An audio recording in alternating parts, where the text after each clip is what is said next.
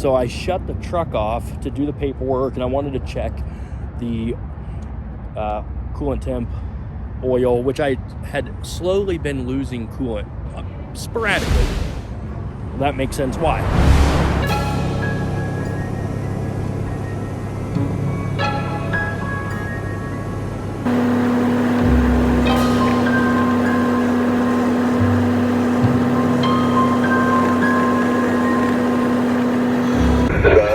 Be a while. I heard the wrecker was just getting on scene about 20 minutes ago. Yeah. Best bet is just go on Route 6 if you have to go. Go down to Route 6. Back her down there, eastbound. Back her down. About Route to 90 there, eastbound. You're going to have to shut down.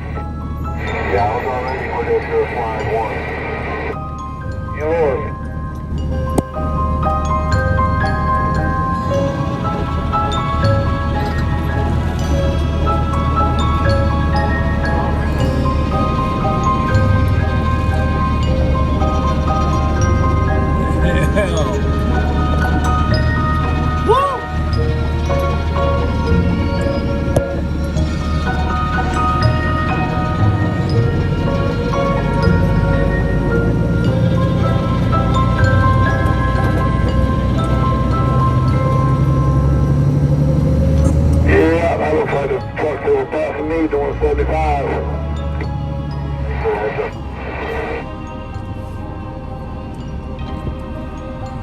Stupid drivers.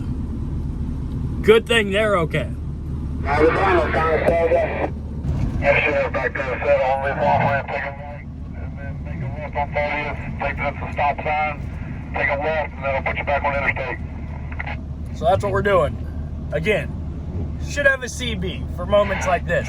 I was gonna go up. I'm getting off the ramp right now. I was gonna go up into, you know, whatever the Chicago infrastructure is, but everybody keeps talking about Highway 6. I'm like, where the hell is Highway 6? So I'm kind of zooming in on my iPad, the map, and it's just, instead of taking a left where my exit 93, take a right, end up taking a left, like the guy said, we'll be on Highway 6. It'll merge back over to the interstate, I think somewhere after Joliet. I don't know, but we're going.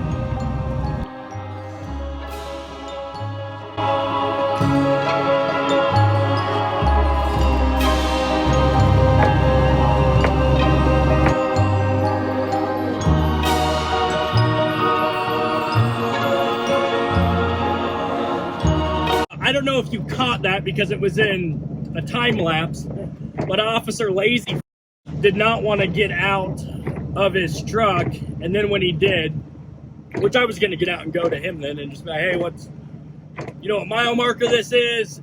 It was, he said he thinks it's 94. If so, then, you know, the next mile marker, it's 95. That's where the pileup was. He's like, I don't know. I just was told I can't let anybody go this way. If traffic gets held up here, there's going to be an accident here too. Douchebag. Okay, let's continue on.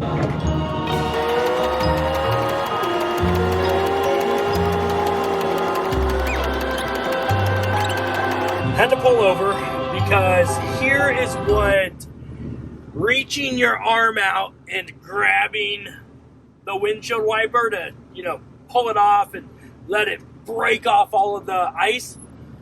Here's what that gets you. Now, luckily, it just came off in my hand.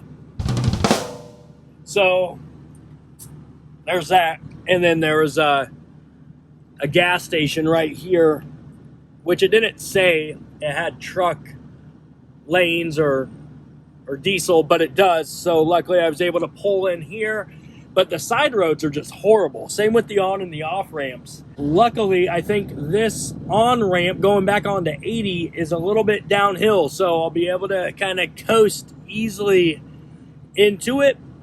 But yeah, I'm gonna get this fixed. Put your differentials on.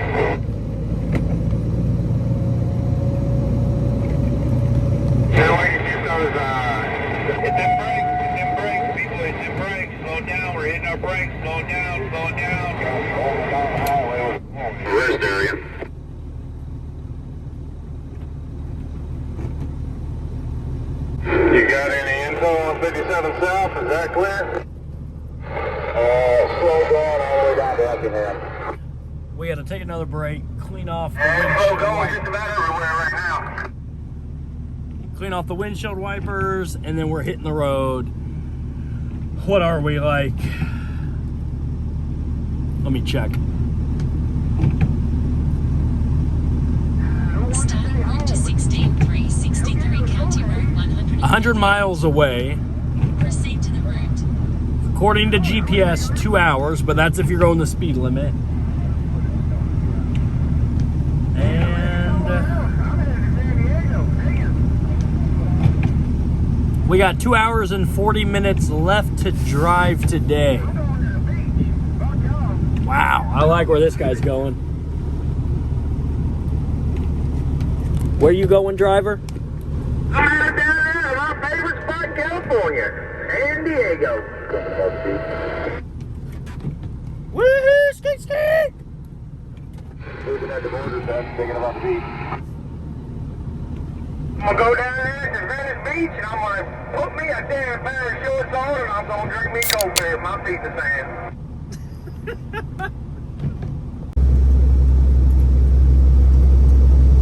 Well, this is the first trip that I've ever had to take a 30-minute break twice. So 41 minutes until I would need to take a break. I ended up taking a break in Brooklyn for, just sat for 30 when I fueled up, because when I start my time clock from home, I typically end up needing to take a break before I get to Goshen. When it starts elsewhere, I don't have to. So I was like, let's knock it out in Brooklyn. We'll be able to get there. Well, because you're, driving 35 and going on little highways and whatnot, you run out of time before you get to Goshen. I may have 30 minutes left to drive for the entire day after loading, so I will be staying at the Amish Walmart for the night. I'm not even sure if it's supposed to stop snowing overnight or if it's continuing on. We'll find out. We're 4 miles away from the yard. And I was talking with Casey, or Fair Winds and Following Seas.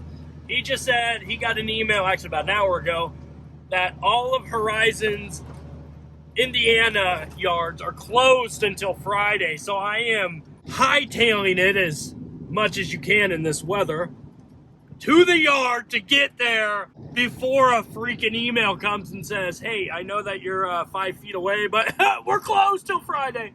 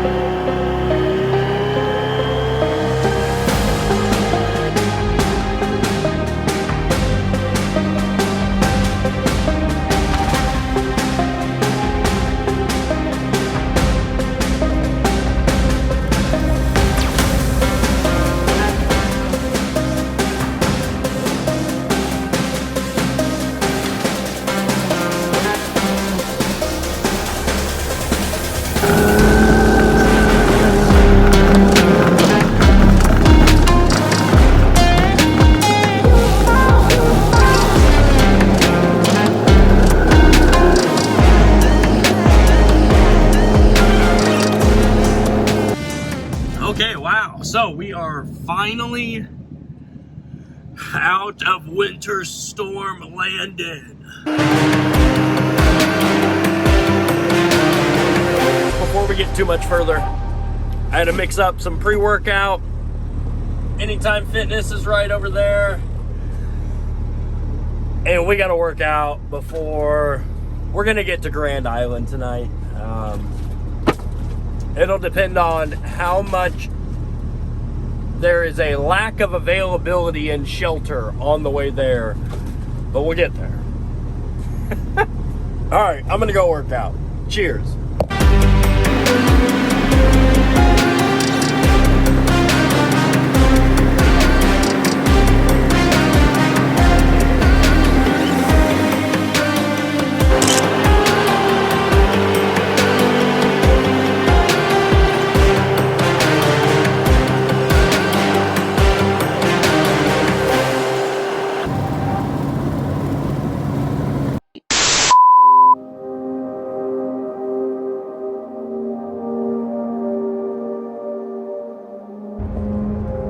The belt is off, and big shout out to Jesse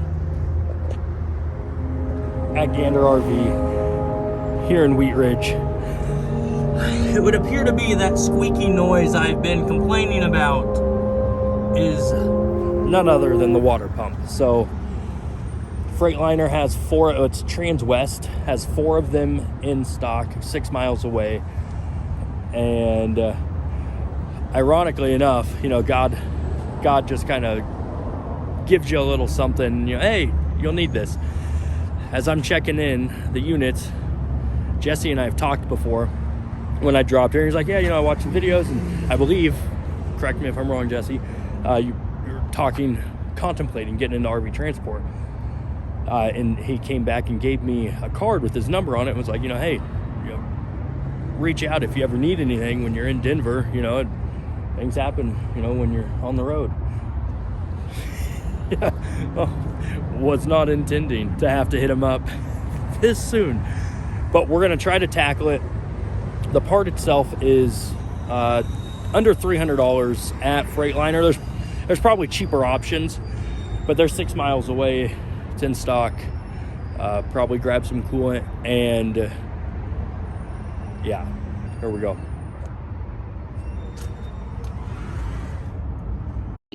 So I shut the truck off to do the paperwork, and I wanted to check the coolant temp oil, which I had slowly been losing coolant sporadically. That makes sense why. And I turn it back on, and I start smelling this smell of smoke, and I'm kind of like, is that my truck? What's going on? I'm leaning over. I look over, and I see some smoke just kind of coming. This was down, but just kind of coming out, coming up, and I'm like, whoa, shit. So I hop out and I pop the hood open, and it's just smoke. I mean, you're watching the video right now. It's just smoking. Turn it off. Send that video to Daniel and Casey. And again, another huge shout out to them. End up going back, turning it on. It's not smoking anymore, but I'll show that video. Maybe I don't have a video on that, but it's just wobbling. So I don't know how to do this. Jesse is awesome and is just willing to roll up his sleeves and help. So is another guy, and so that's where we're at right now.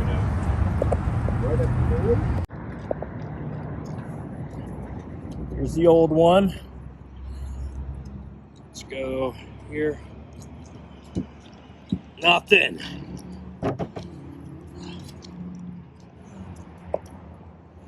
Luckily, it happened even just in a city versus just going down the road or at some random exit or truck stop. Whew.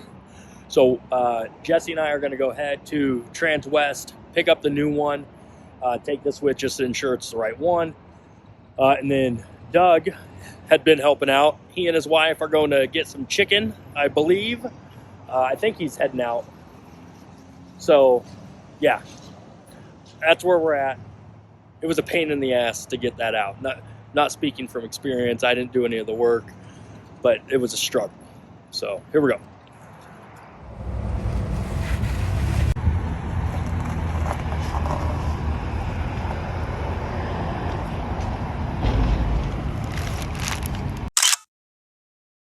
Okay, 4-ish hours later, and we have it replaced. It's running. The belt is squeaking some or squealing, But I'm gonna chalk that up to it's probably dirty. We didn't really clean it after, you know, it kind of came off as we're taking crap apart, whatever. Obviously, I have no time left on my clock, but more importantly, I don't want any issues to happen late at night in 20-degree weather. So I'm 5 minutes from the TA in Wheat Ridge. That's where I'm headed. So stick around, you'll see if we make it, and then we'll end up talking numbers on this trip. So stick around.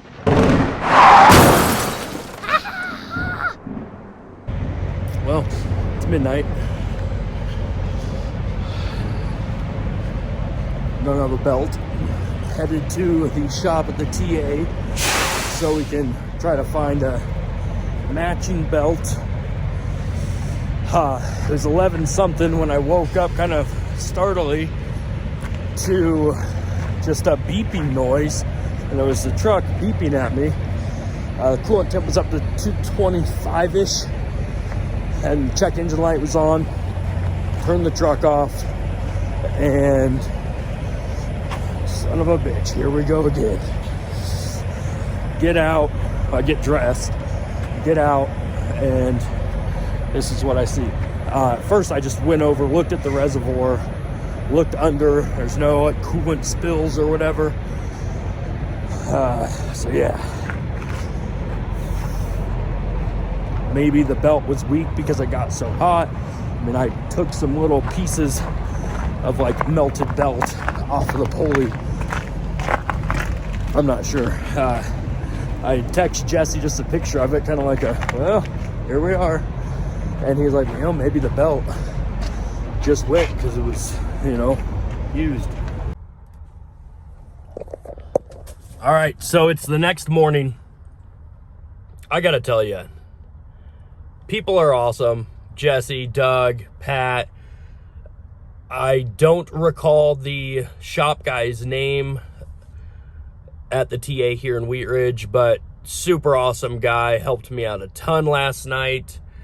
And then, yeah, I probably can't disclose everything on that one. But, yeah, talked to him a lot this morning, and he was a cattle hauler for, did he say maybe 18 years or so? And so we were just talking about trucks and stuff. And when he went to be a tech, he's like, man, I was getting more labor in than, you know, all these guys with their fancy snap-on tools and this and that. And he's like, I just had this jankety box of tools, everything that I had on the truck when I was driving. And so we had a great conversation, and he was super helpful. And so although this is a shitty experience or predicament, we'll say, you can't do anything but feel good, just in the sense of people helping people. So when I brought the belt there, man, you have a hell of a time trying to find a replacement belt or just the actual part number if you're not calling Freightliner, which is just absurd. I mean, we didn't get done in there in the shop until 2 a.m. Like just looking up different things. He's calling the other TA. They bring down several belts that we feel like are the part numbers, or none of them are. But he had suggested that I pull the truck up to the bay door, and he'd take a look at it. And mind you, they didn't charge me anything. The other tech had mentioned, hey, I'd look at it for you, not like officially, but I'd look at it. Because like once I get the belt on, would you look at it and see if there's maybe a pulley that we missed or a pulley that went bad, and in the short time of us replacing it? He's like, yeah, I'll take a look.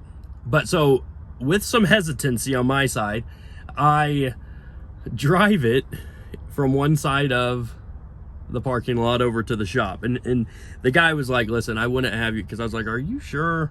He's like, I wouldn't have you drive it if you're gonna do damage to the truck. Like, you're not gonna have heat, AC, you know, the water pump's not turning, and you probably don't have power steering. He's like, but you can, you know, get it over here. Sure enough, I did. You know, the engine sounds great, like sounds like it always does, because I was just, you know, quietly concerned that, like, son of a bitch, how long was I sleeping, and, you know, how hot did it get? Did I just fry the engine or something, you know? I mean, knock on wood, that's not an issue. We don't know yet. We're not, I mean, I don't think it is, but anyway, so we get it in there, take the hood off. The first thing that he points out is the tensioner, and I'll show you that. He's like, look at that, man. Does that look cockeyed as can be compared to that tension or that pulley right there? And I couldn't see because he was in the way. Like, I don't know, man. I can't see. And he's like, oh, let me move. So he moves, and I look. I'm like, it looks a little tilted. And I think maybe the other tech's name was Aaron or something. He's like, hey, Aaron, come look at this. He comes over right away. You know, he's like, yeah, whoa, you see that? It wasn't like that when we reinstalled everything. I'm going to show you right here. But then also he spun the bearing, and I spun it too, and the tensioner bearing seems to have a little less integrity maybe than the others. So this is the new alternator. I don't know what that thing is. New water pump right there. This is the tensioner. I don't know if it's gonna pick up anything, but it feels like it needs some WD-40 or something. It still spins, but it's just kind of loose. You know, like that first prom date. But they were just talking about how it just kind of, I don't know if it's picking up, but it's kind of seeming like this. Now, we're gonna change it. It's $170 for this whole assembly. And then I'm buying 2 belts. Each belt's like 40 bucks or something. Jesse's gonna help me out again this morning. I gotta think of something to do for him. He and Doug wouldn't let me pay them or anything. He's like, no, man, it's just, you can't, you know, we're helping you out. So I gotta find a way to repay them. But yeah, I'm gonna get at this, and then let's just keep our fingers crossed that we're on the uppity up. Here we go.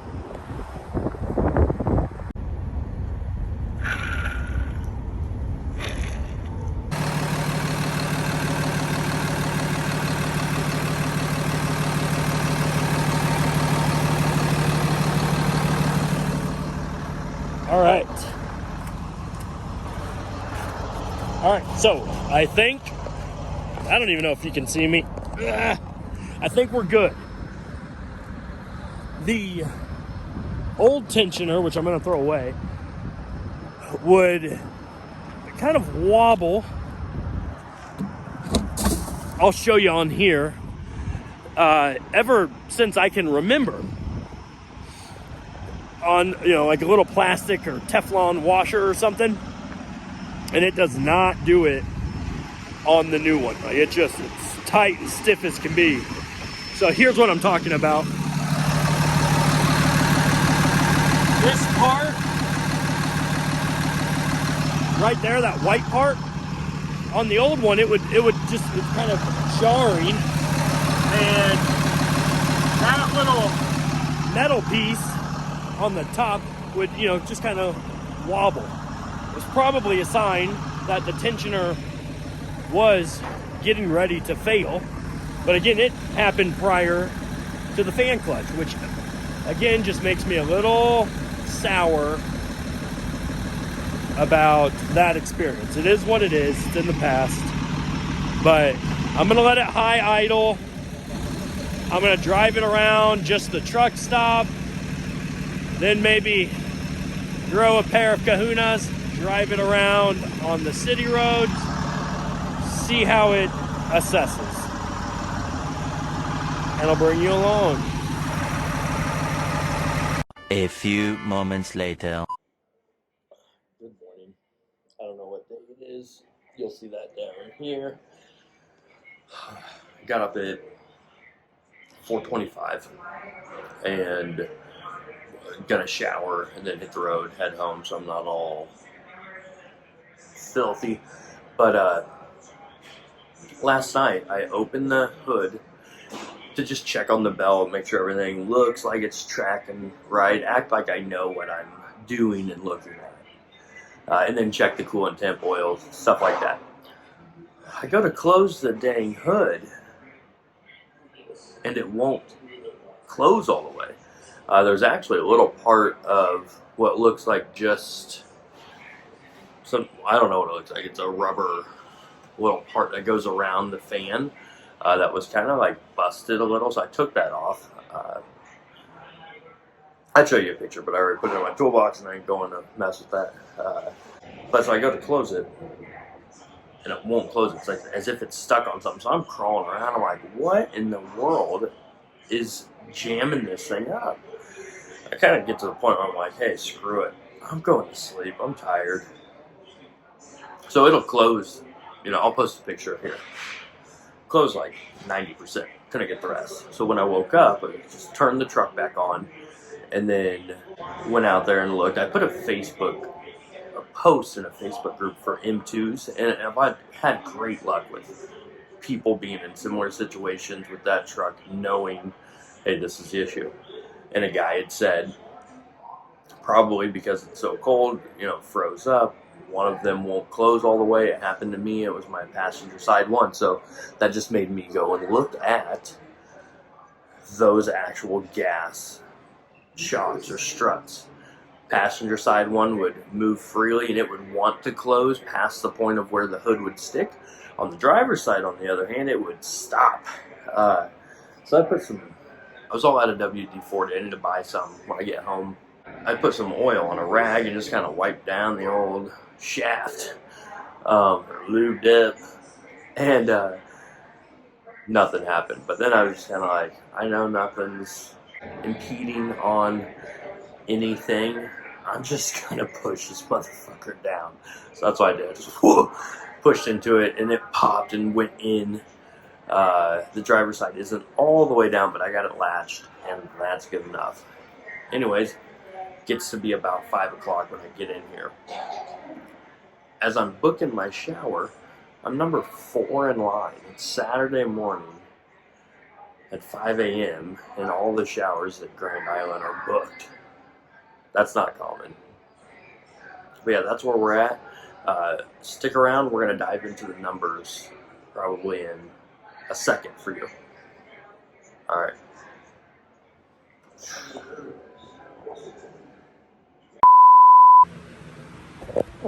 Okay, as I'm editing this early on July 4th, just the time difference there, I had a lot of video lost. I think it just doesn't always save to the iCloud like how I have my iPhone set up. But anyway, nonetheless, I mentioned talking about numbers for the trip. I don't remember the numbers for gross pay, expenses, and then take home. But what I do remember, again, this was back at the first of the year in February, is that I would have been waiting for close to a week to have Freightliner do the work for me, and it would have been over $1,000 ordeal. They were going to charge me 4 hours of shop labor, the part at whatever it was, again, $300 and some dollars, but it actually ended up being cheaper from Transwest. Didn't actually have it in stock, so we had to go to the maybe the Peterbilt or the Kenworth store or something down the road, and it was like $50 cheaper there, just the part.